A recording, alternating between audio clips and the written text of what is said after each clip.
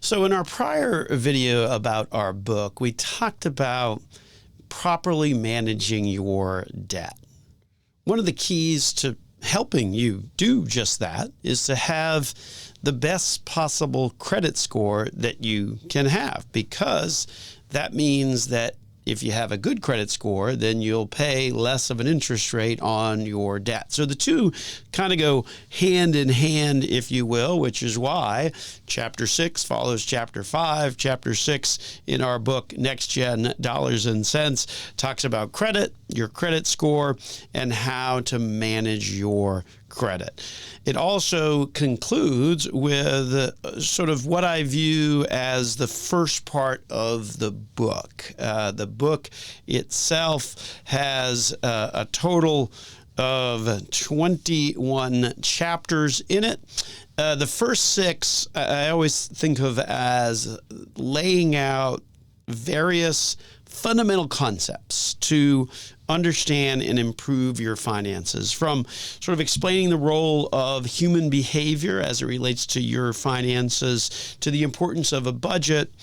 The first 6 chapters sort of cover these basic fundamentals. Chapter 6 in particular, which sort of bookends that first group of 6 chapters in our book, specifically covers credit and your credit score. So simply put, credit is the ability to obtain something before it's fully paid for based on the trust that the required payments that are needed to pay for the particular item will in fact be made in the future.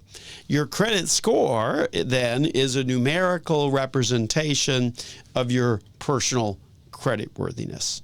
Essentially, the credit score and your creditworthiness are a measure of how lenders determine if they trust you to make these future payments. So those certainly go hand in hand. The chapter also provides an overview of the types of credit, which typically involve either revolving credit, installment credit, or open credit.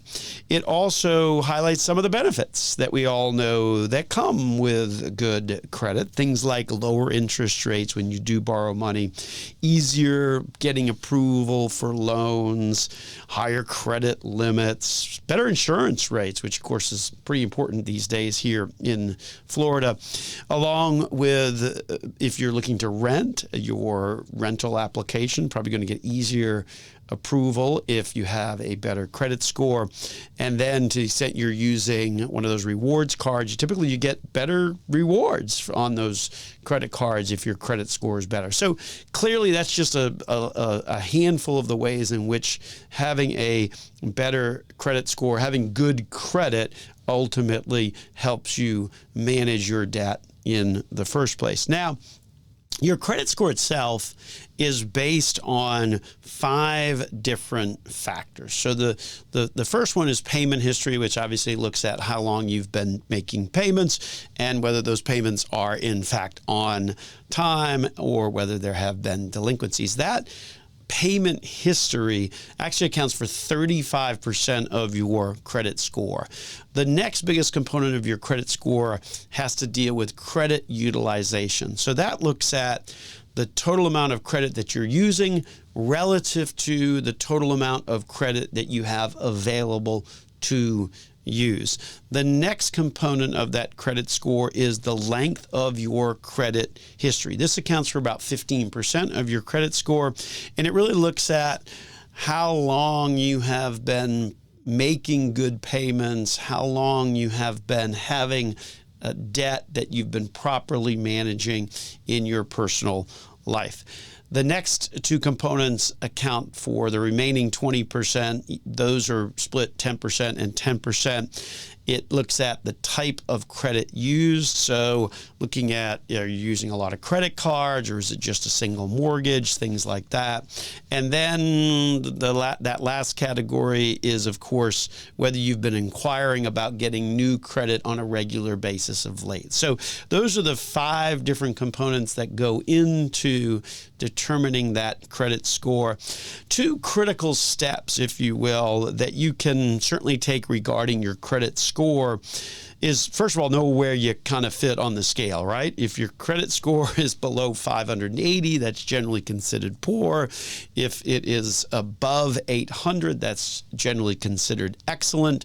And a bunch of grades in between those two. Obviously, you want to be as close to the excellent side of the equation as you can. And then number two, and this is the other sort of critical step that we encourage people to take when it comes to their credit score.